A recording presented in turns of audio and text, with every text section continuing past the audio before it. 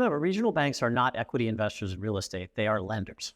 By and large, lenders will be okay in this cycle. That doesn't mean every lender. That doesn't mean all the time. That doesn't mean people who would need liquidity at a certain point in time. In this cycle versus the 2007, 2008, 2009 cycle, I actually think most of the pain of this cycle is going to be borne by equity rather than by debt. Regional banking is another issue. Regional banking is a mismatch of assets and liabilities. You have long-term illiquid assets which are funded with deposits. Historically, that's been a relatively safe practice, particularly for government guaranteed deposits. But just like we had an election with full-on social media and we got a surprise, we've just had a banking crisis with full-on online banking. And guess what?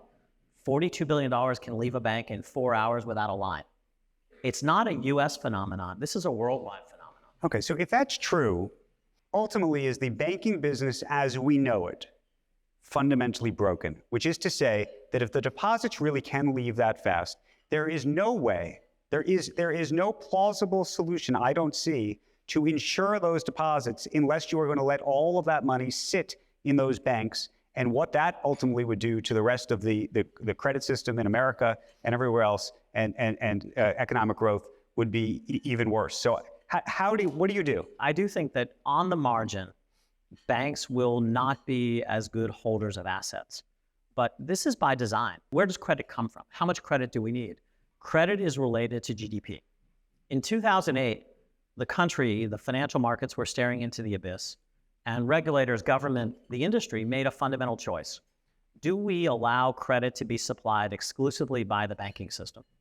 Or do we democratize credit and have the broad investment marketplace supply credit? Well, they made their choice. Dodd-Frank was, in theory, designed to restrain the market power of the 4 big banks. It worked. Banking is less than 20% of credit provision in the US today. And by the way, US capital markets, envy of the world. We're 50% of the world's capital. The government benefits, business benefit, consumers benefit.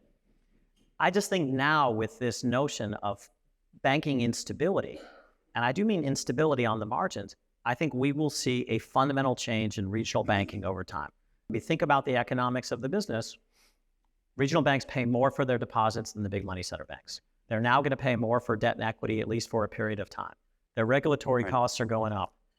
And now they know that 42 billion of deposits can leave the bank in 4 hours. So on the margin, we are going to see banks become less asset intensive and more capital markets. And by the way, debanking is happening in Europe slowly, and it's happening in Asia ever so slowly. Okay, Marc, you know that we agree on this topic. Is there a way then to either incentivize the big banks that are left or the private credit players that would be more that'll be consolidated to actually lend in markets that would otherwise be underserved, let's say? It's happening. I mean, eventually economics rule. I mean, I don't see us suffering from lack of credit provision right now, other than in some very isolated sectors.